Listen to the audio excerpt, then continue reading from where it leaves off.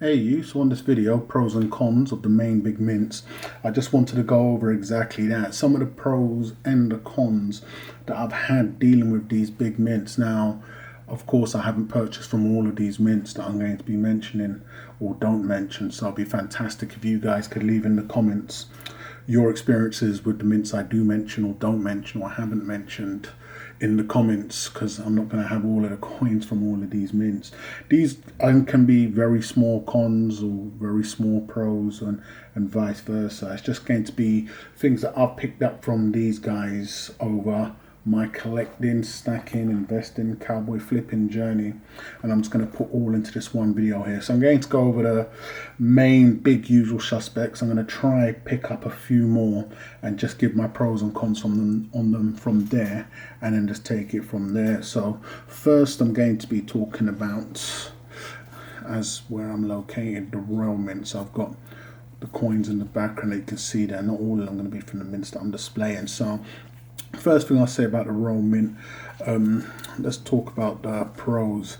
I would say they have a 50-50 success rate on hits, and a hit is for somebody like myself on a coin that could be pretty decent returns in a short period of time. 50-50 because they do have a wide range of coins. They've got a lot of collector coins, commemorative coins, coins of all sorts, medals. So they ain't lacking in the product department, as I'll be mentioning on some of the other mints. But not all of them are good. So I believe on a lot of their coins they are winging it. But other than that, they have a fantastic selection of coins. When we're talking about a hit rate, it would be 50-50. Not everything, or I would say it's a lot low, but it all depends on what you want to see on your returns back. They've come up with a few exclusive releases and series, like these Queen's Beasts here, a few others. They have the Britannia, which always works in their favor. The great thing about these, as opposed to what I'm going to be mentioning on the American mint, is we get a change of design. So they are putting a bit more into giving different flavors on a lot of their coins. So definitely can't knock them for that. So in terms of product, they have more than enough. Not all of it, well, like I'd say 90% of it doesn't really tickle my fancy, but what does the job. On their proof collector stuff, in terms of spotting, I'll give them it's hard really, because I've seen it, but you know, we'll do a scale out of 10. I'll give them a 7 out of 10, and that's being very generous. Their proof stuff isn't infamous for spotting, but their BU stuff on quality control, I'm putting them down there. Easily a 4 out of 10 I'd give them. A lot of the mints now, and even dealers in general, when it comes to milk spots, they just don't care. I mean, I'm just reading their actions here. They really couldn't care less. A dealer's never going to pull you up that you've got milk spots on your BU coin if you're trading in. A dealer may pull you up on it for a collector coin, but you know, it's all on who you sell that collector coin to, so that's going to be the main big issue. But they've always got their changing designs on their Britannias. They're constantly bringing out new products, so that's great. So they're not lacking in that department. They are, you know, they can be very unethical, and that's just my own personal opinion there, with a lot of the tactics that they do when they're draining the blood out of the stone. But other than that, those were the pros. The only con I would say is that, you know, as a big mint that does a lot of selling their own coins on their own site, they don't do a lot of the producing the final mintages. You know, I've always said they make it a big issue highlighting the mintage. If it's a new coin out, time of releasing this, they've just released the 2018 Sovereign, and they'll highlight the mintage, whether it's 10,500 or something. And, you know, if you pick these coins up, you want to know whether they sold out and the like. So it's part and parcel. But to date, they've still got no mintages out for their Lunar series. People don't know what, that's 2014. We're damn near entering into 2018. They're terrible at doing that. They do have a mintage system. It's for a load of crap coins, if you ask me. I do know some people can twist their arm and put in a Freedom of Information Act or whatever it is and get some information back for them, but I don't know how that works for getting a whole load of information out from them. But that is very poor on their end. They do have some very unethical business senses to them when they're doing a lot of the moves that I don't personally agree with. But other than that, they're pretty decent. So, you know, that's the Royal Mint, and that's what the pros and the cons with them. On your BU standard quality stuff, personally, I wouldn't be expecting anything fantastic. If you picked up a coin from them and it's still in the good nick that you got it from, count yourself lucky. You're always going to find some type of, you know, milk spot, dinks and dents, as you can see right there. They're damn near infamous for it, and it's not something that they concern themselves with. You can give them a call and find out for yourself.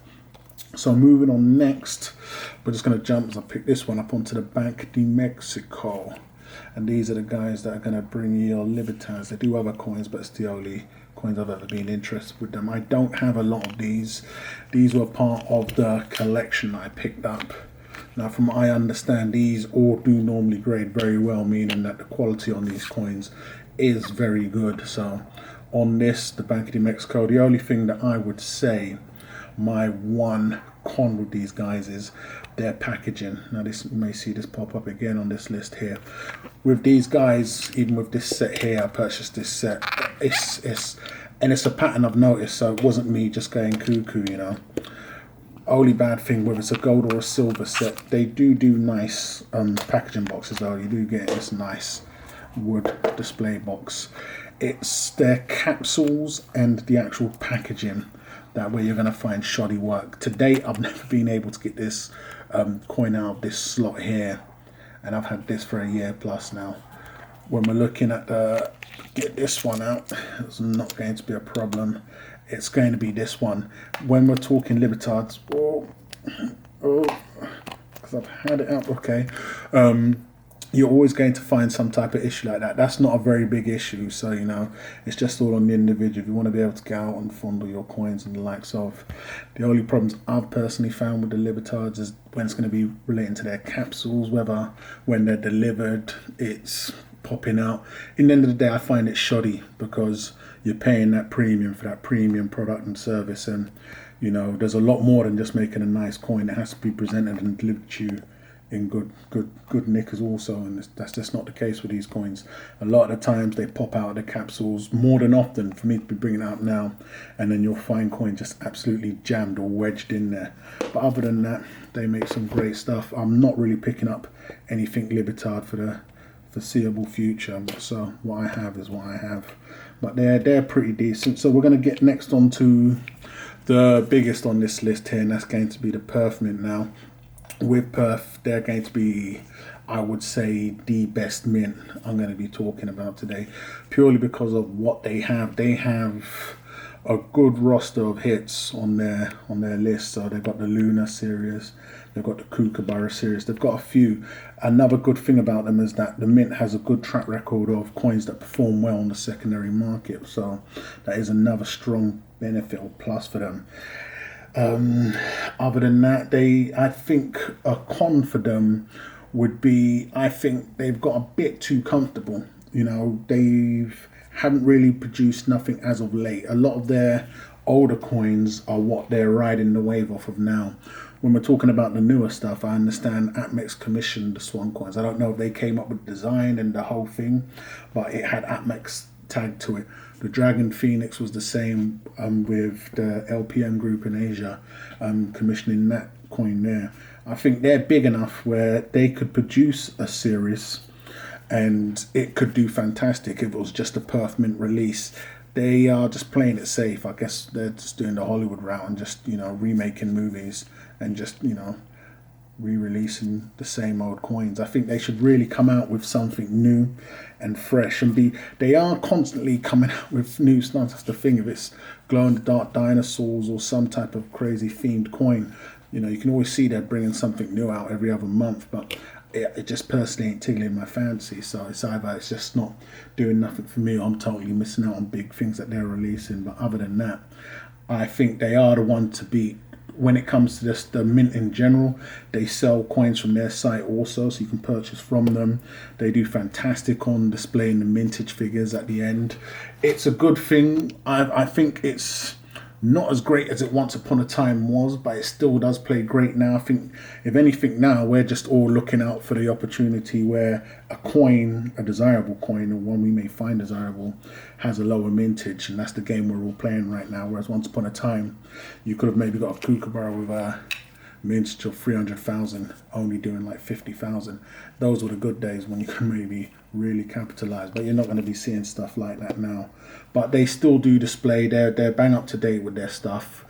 They're good in that sense. Their quality, a lot of their collector stuff, it's good for staying spot free. Their BU coins are also way up there for staying spot free. When we're talking next to the Royal Mint, for instance, their BU coins was like a 4. I'd easily give these guys a 7.5. They do spot, whilst I'm showing a Queen's Beast coin, don't be confused, they do spot, but a lot of their stuff comes encapsulated unless it's like their rare cheap stuff like the current kangaroos. So that's also an added bonus, but it goes to show that they got that extra mile for the individual. So that's the Perth mint. They're definitely up there. Next, I would say a mint that a lot of people are not too aware of, new on the list, would be the Maya mint, and this is the guys that do these Rwandan coins. Now, when we're looking at these, they also do the Rwandan wildlife coins. Not a lot from these. This is a private mint, a German mint, so it's real, cloak and dagger as to whether they produce these or they don't. But I've had some solid sources coming back saying that they do. Either or, they are trying to keep it real hush. I think the situation is it's different mints producing the proofs, the BUs and the gold on this release, so they're just keeping it hush and trying to just ride the wave off of the actual designs and not who's actually doing them. But it's not really been of massive concern to me. As long as they're great and they're not spotting up in the likes of, I'm not really too fast. But I'm bringing them up because they are a private mint. They're doing very well. We've all seen the lunar coins and the nautical coins doing awesome. I've recently just cashed out, well, today, time of releasing this, cashed out on one of the gold roosters. The dealer was interested. I got a fantastic price. I thought it was, I might as well liquidate one of my raws. And, I've just gone on to do another flip and purchase more gold weight. Dave also done the same thing, but he videoed his actual journey going through the whole process. So I'll leave a link to his video that he's just released today, showing how much weight he was able to pick up. I mean, they are producing some very highly sought after coins, and you're able to see with his move and my move that you're really able to capitalize. And this is what I want to be seeing from a lot of the mints, but it's with this mint that I'm really getting that experience with at the moment. So I really like these guys. If anything, those were the pros. The cons on these guys, they're going to fall under the Banco de Mexico. Their packaging is absolutely atrocious. If you look at that, that's just cardboard, I've mentioned before. And I think they're just gone on the real cheap. If you're looking at that, I mean, this is real cheap. It's real flimsy, just terrible. And we're not even talking. It's terrible. It's pound shop, dollar store, whatever you guys are calling it. Terrible quality, and this is coins that we can now go on and sell for like 3,000 euros, no problems, to dealers, and it's coming in these terrible boxes. But in the end of the day, an individual can tell you what you buy in the box with a coin, but I want the box coming as good as the coin. But that would be bad for them. I think they're holding back on the packaging, most definitely. They've got coins down to a T, but packaging is just absolutely atrocious. I would say the worst of everything, all the mints I'm mentioning here. At least with these guys, you get a decent box, quality, and the cushion's very nice. It's just either the slots are too tight or the capsules are just wedged in. But that's just a quick mention of the Maya mint there. The next, we'll get into a quick couple of mentions. We've got the South African mint with these Krugerrands. I'd say the pros are their gold, most recognizable gold coin in the world. I would stick to gold. Their cons are the silver. Do not do silver. Stay away from them, South African mint.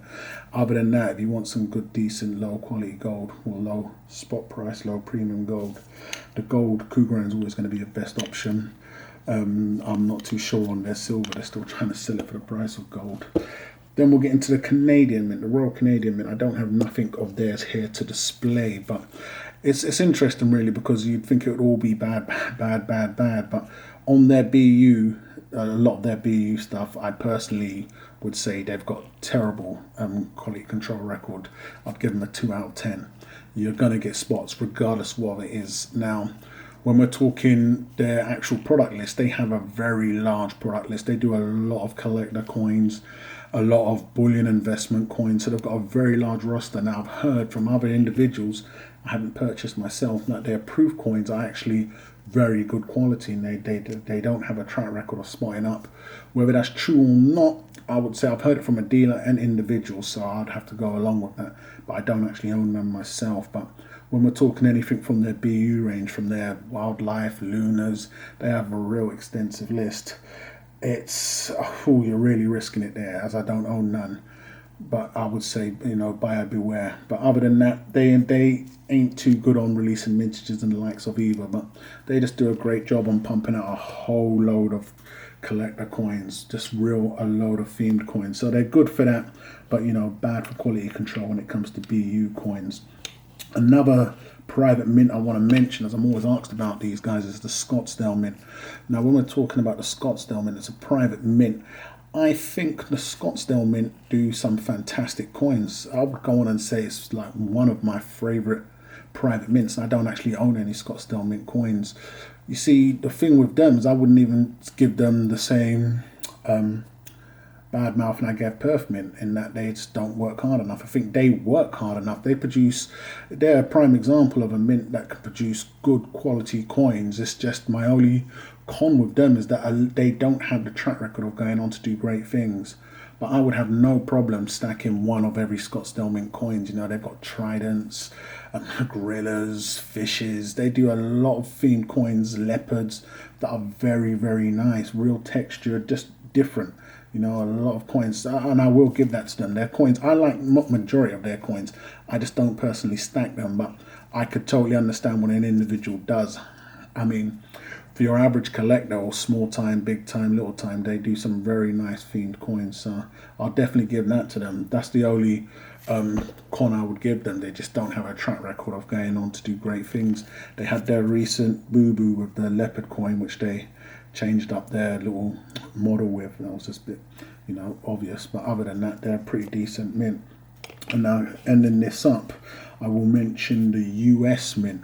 So with these guys, I've only purchased, I have this coin here, then I had the Liberty coin that I recently picked up, and the bad experience with when it came to the quality control. Now, people have mentioned that they're not really too impressed with these guys when it comes to bringing out new products. Very lazy with their American Eagle gold and silvers, that the design basically stays the same forever, and they don't really have too much collector coins, not that many. Now, for whatever reasons, I'm sure there's a lot of red legal tape, but every other mint seems to get around it. So they're either just doing real well selling what they've got at the moment, or they're just not interested. But other than that, from what I've seen, it's pretty decent, but I won't be going back anytime soon. I had a bad experience. I'm not going to say all their coins are like that, but I've definitely seen some that are absolute winners. But I'd say they're slap bang in the middle of 50-50, as I don't own too many. But it'd be fantastic of individuals that do stack or own a lot of their collector or bullion coins can leave their pros and cons on them in the comments. So I'm going to wrap this one up. So I'll leave a link to today's video, as he's liquidated a load of the Maya Mint coins and it's gone on to do real big things, getting more weight. And it'd be great if you guys can leave in the comments your experiences with either of these mints, or your pros and cons with any mints that I haven't mentioned. Don't forget to come and follow me on the links I left on the platform while we get this one to sink in for the last moment. If you haven't done so already, go ahead and subscribe, and I'll catch you guys on the rebound.